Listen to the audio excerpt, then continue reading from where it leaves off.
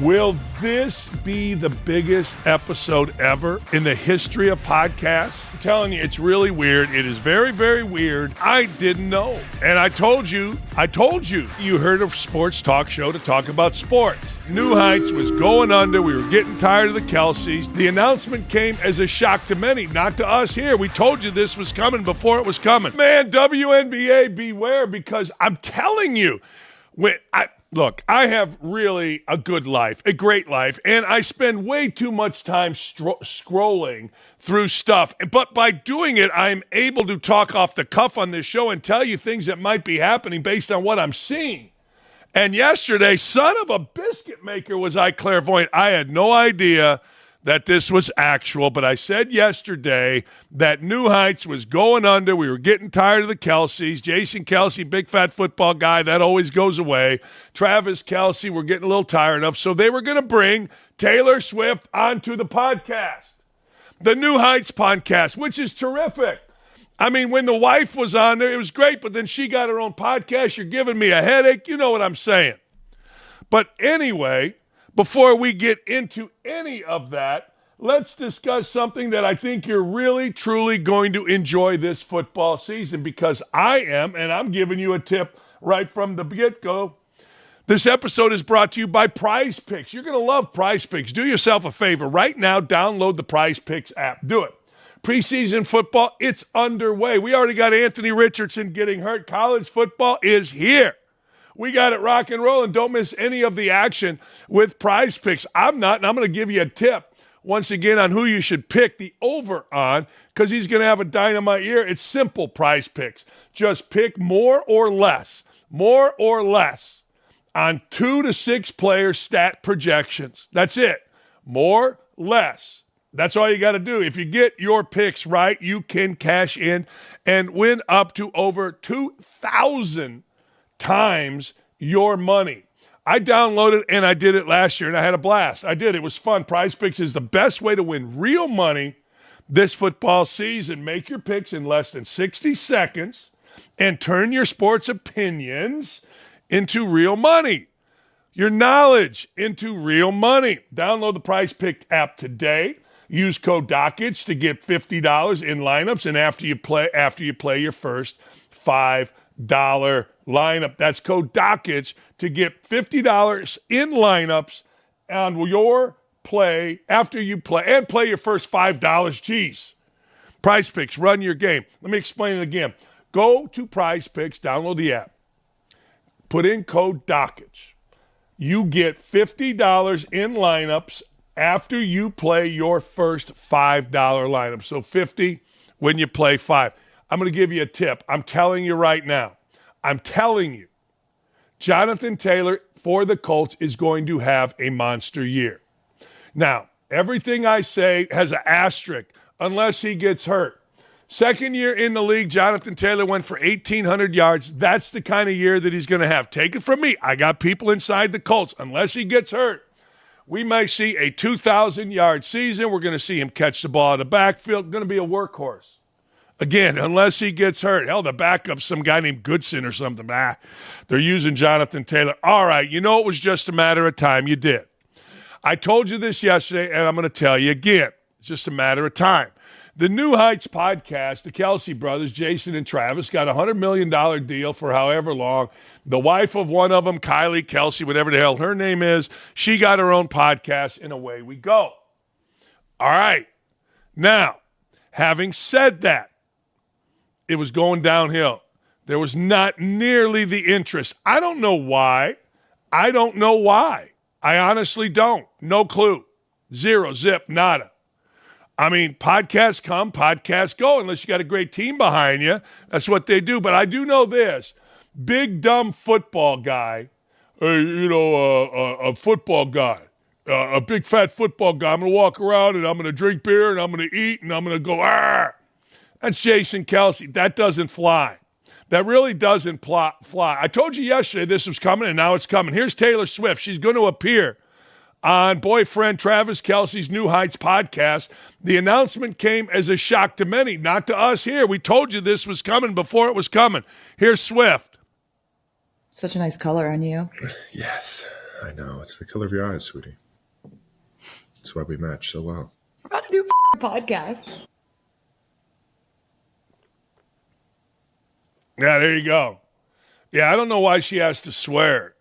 And that is a good color for him. Yeah, see, this podcast, they weren't getting their money out of it. It was going downhill. Now, maybe they had sponsors, I don't know, but you could tell. It's all the schmoozing. Listen to this. A romantic could ask for. Football fans, on the other hand, couldn't give a rep over this Hollywood couple. Jason and Travis Kelce launched New Heights back September 22 as part of their jump into becoming full-blown media figures. Swift and Travis Kelce have been going, quote, steady since mid-2023. And we all know it's all the rage. Watch a football game of the Kansas City Chiefs, drink a shot every time they show Taylor Swift back in the day, and you'd be drunk by halftime. Not so much anymore. Like all things, it wears out. Their relationship was rumored. Travis frequently teased the idea of bringing Swift onto the podcast. It's got over 2 million followers. Very popular, but I'm telling you, it's lost its juice. The new episode, and good for us for promoting it, is going to drop at 7 o'clock today. And it seems to be the talk of the town. Now, got to tell you, Taylor Swift dropping F-bombs would be a major disappointment. She doesn't need to do that. That doesn't make her cool. Anyway, maybe I'm being get off my lawn guy. But back in my day, you heard a sports talk show to talk about sports. But my talk shows, we don't talk about sports. So I don't really care what they talk about. I do, and I always have, wanted to know who's stooping who. I do. I've always wanted to know who's dating who. For years and years and years, me, Daniel J. Dakich, got People magazine. I did. Whenever I go to get my nails did, I bring glasses, reading glasses, and read. Whether it's the Star, People magazine, you name it, I got it.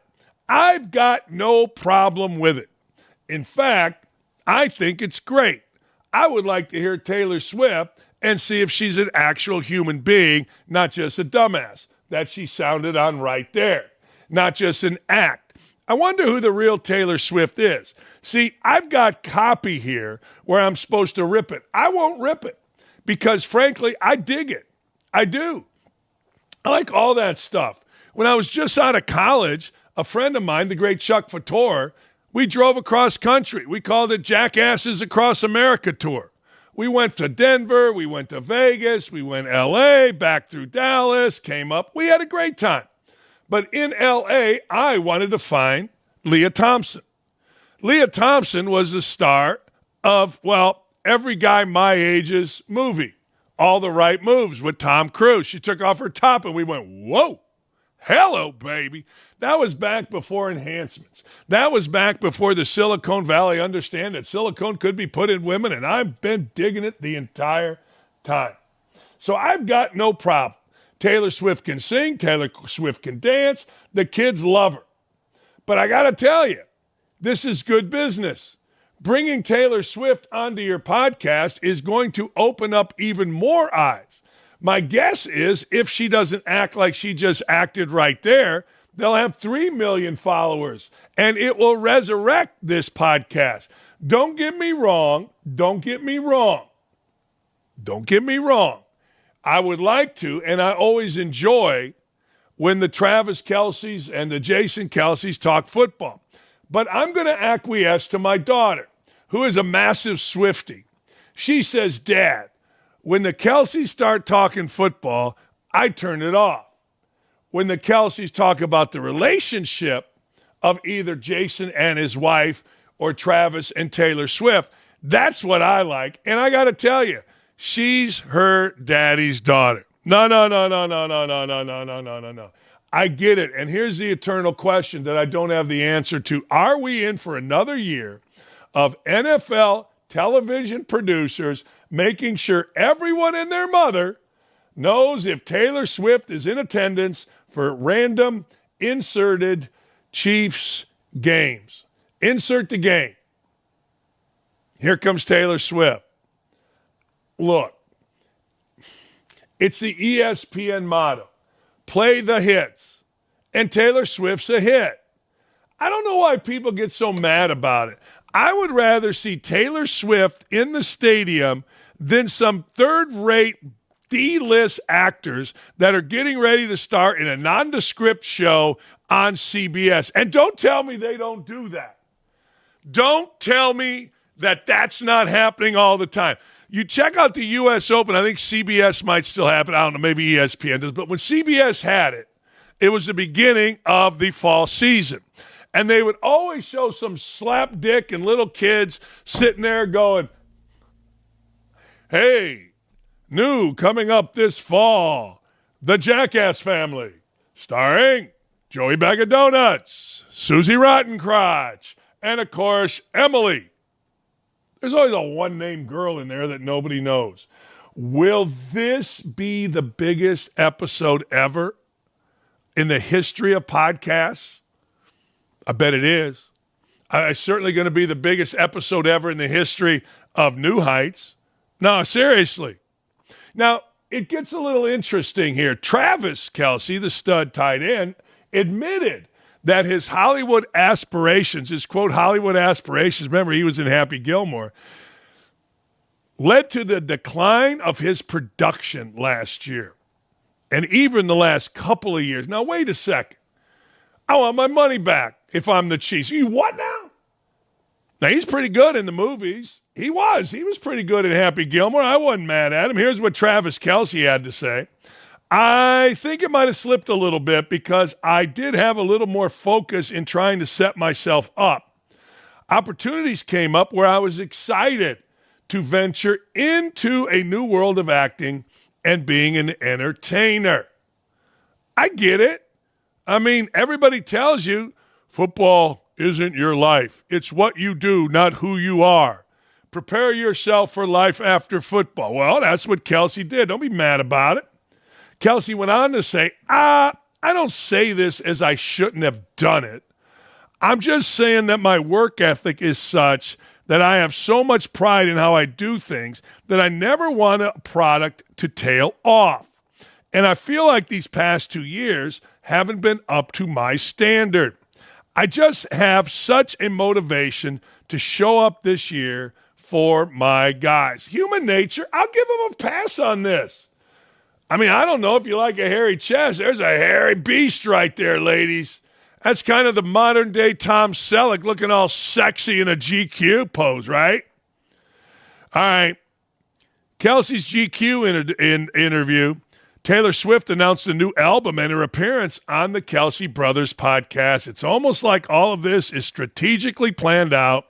Things that make you say, Well, of course it is. Yeah. I mean, think about what we just read there. You know, hey, look, I've been doing too many things. It hurt my production. As he's doing a podcast and a photo shoot for GQ. Look, it's all BS. See, Mom, I'm growing. It's all BS. I'm doing too many things, but I'm going to do a photo shoot, and I'm going to do the biggest podcast I've ever done because my podcast is going to hell a little bit, and I got to juice it up. I get it. Look, it's like he's like any other athlete. You talk your way through it, and life is good, baby, and that's exactly what he's doing. More power to you. What do I care? I just want the Colts to go over 7.5 because I bet too much. Hey, digging the show, liking the gear. You can buy this gear, by the way.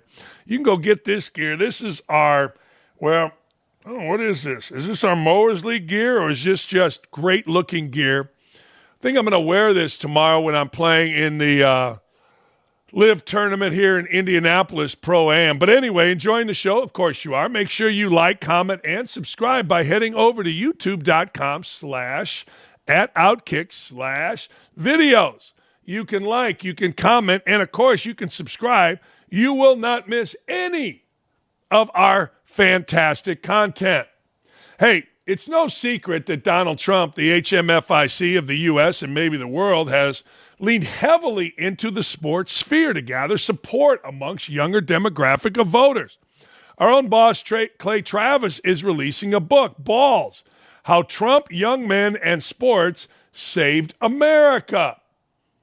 That's his book. It's coming out. It's going to be great.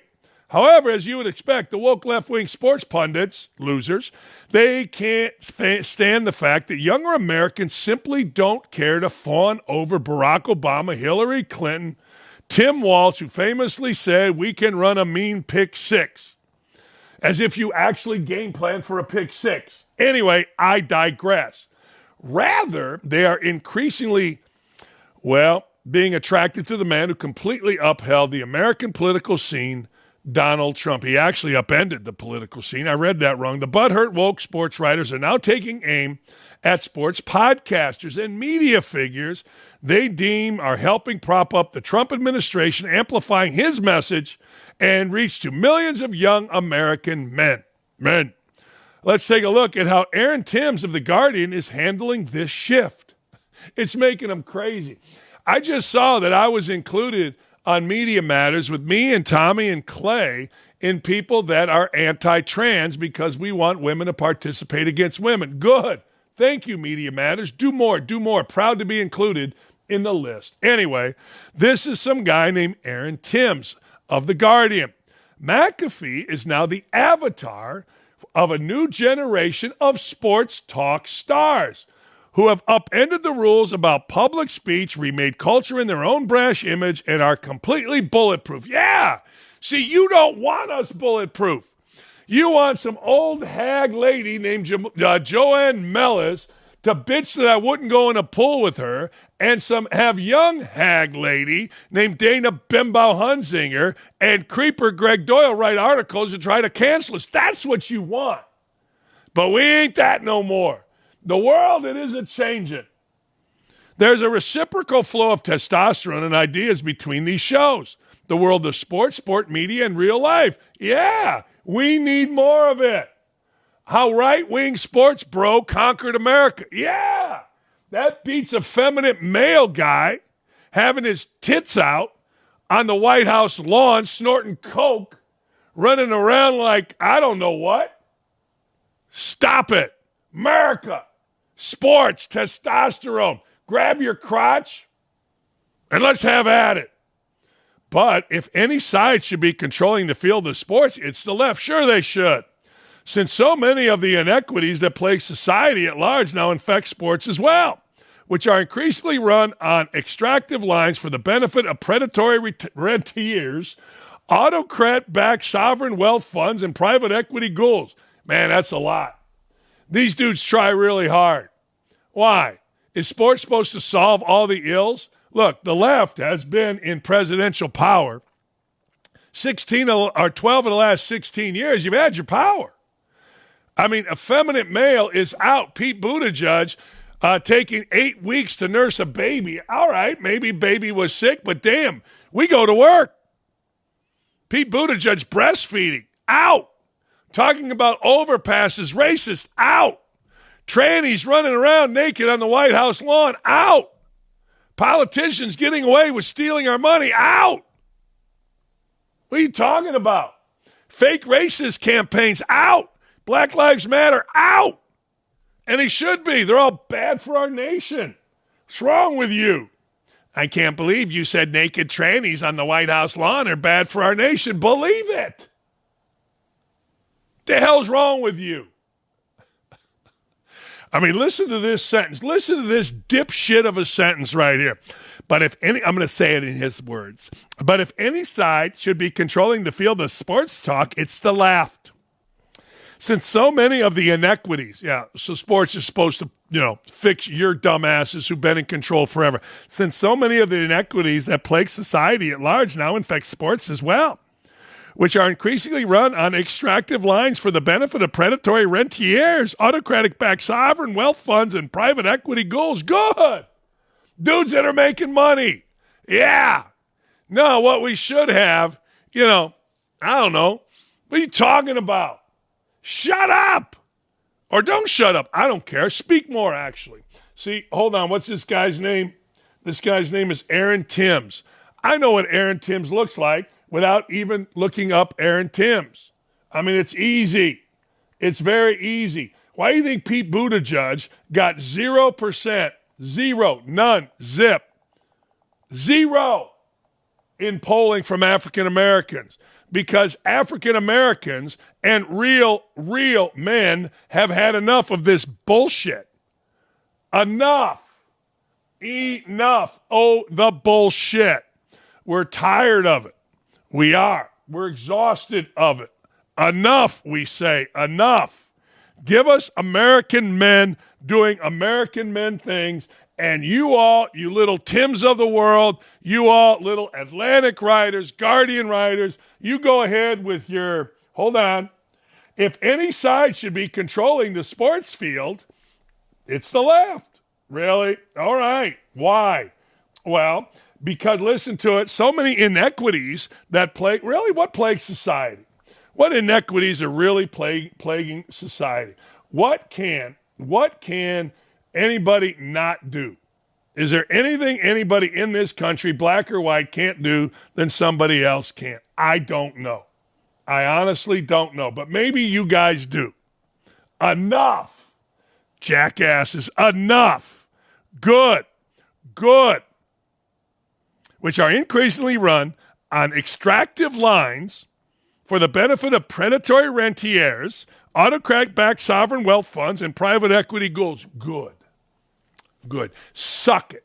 Let us watch football. Let us enjoy sports. Let us talk about it like guys do, and sit over there in the corner with all the Mina Kimes, all the little bullshit whiners, and leave us the hell alone.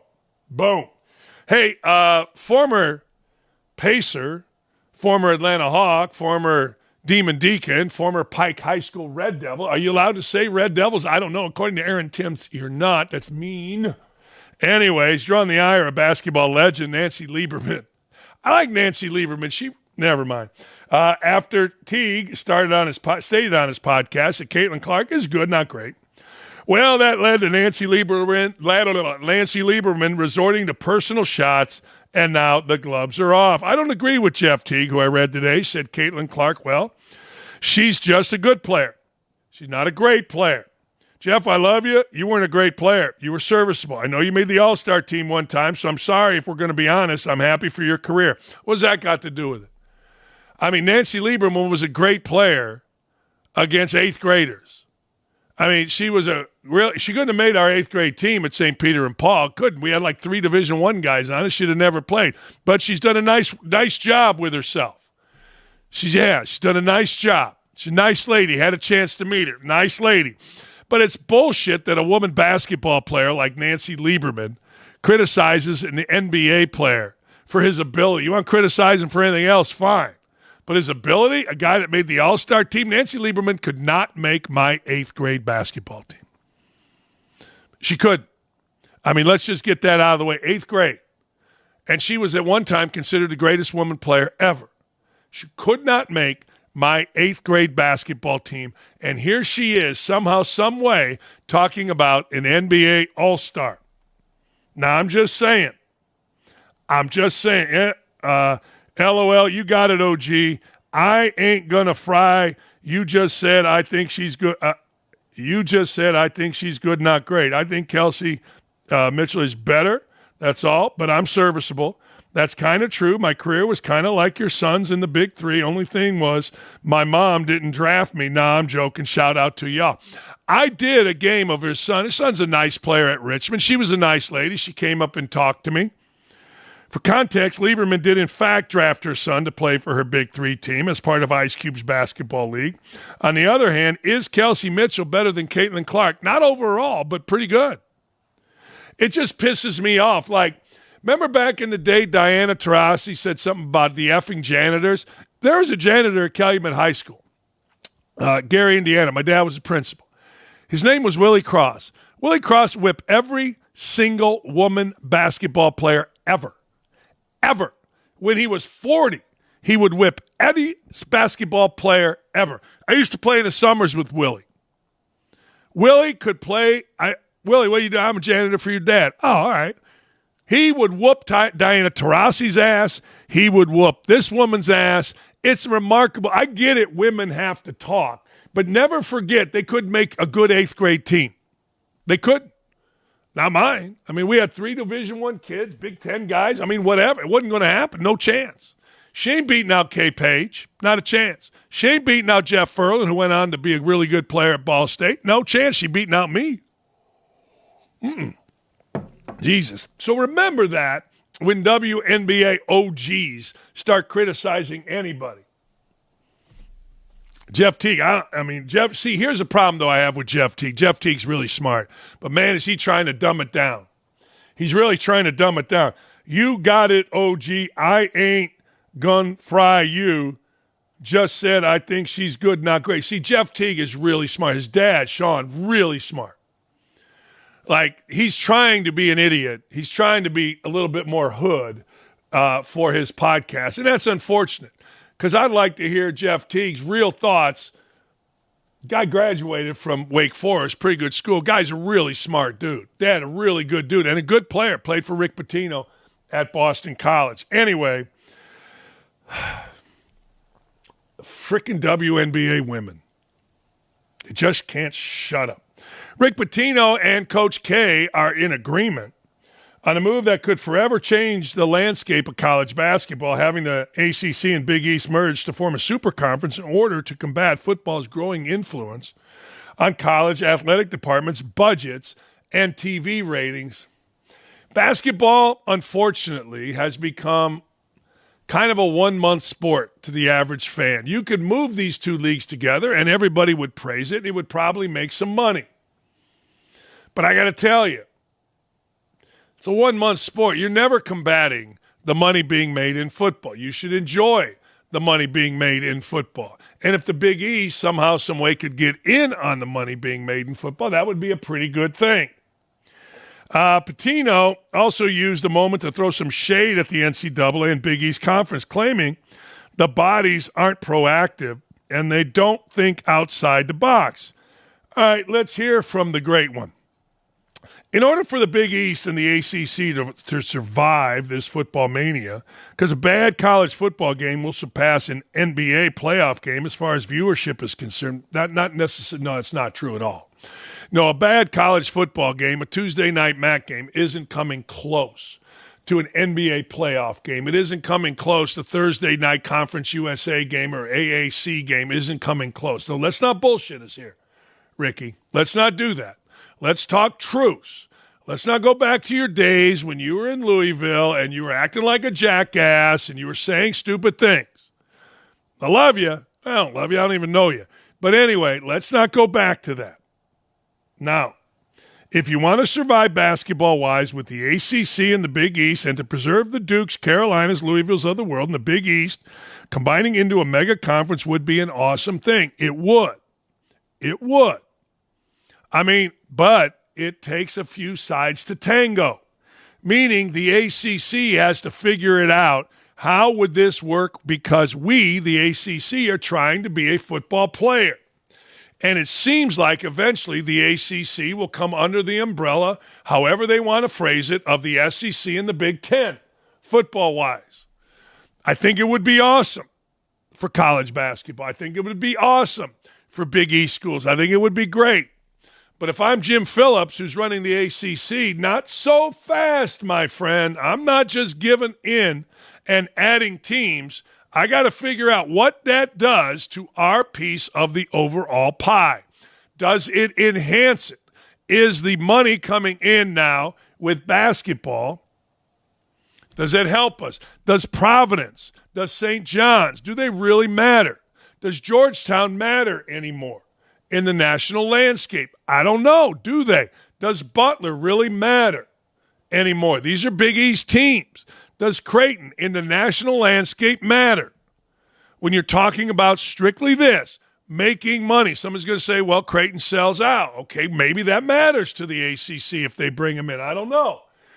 Selling out is great, but it's Omaha, Nebraska. St. John's is great. They haven't been interesting in 40 years. They're interesting now. Will that be sustainable with a 70-some-year-old coach? Don't know. A lot to think about. On the surface, it seems like a great idea, but Jim Phillips, man, his number one priority as the commish of the ACC is what? Say it with me. Football revenue. That's it. TV contracts. That's it. Playoff appearances. That's it. That's where the money is, right there. Not with this. No matter, hey, we sold out Madison Square Garden. Good, great, wonderful. Eventually, you might see the Big East be on the CW. I don't know. I don't think that's going to happen. I think Fox has done a good job with it. But it isn't as easy as saying, boy, I wish this would happen. You got to think out of the box. Unfortunately, outside of Coach K and myself, I don't think there are a lot of feelings that way. I don't think the NCAA is proactive. I don't think the ACC and the Big East are proactive. I don't think they think outside the box. See, this would be interesting.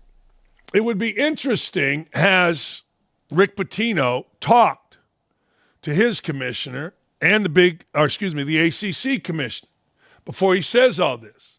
Has he talked to Jim Phillips?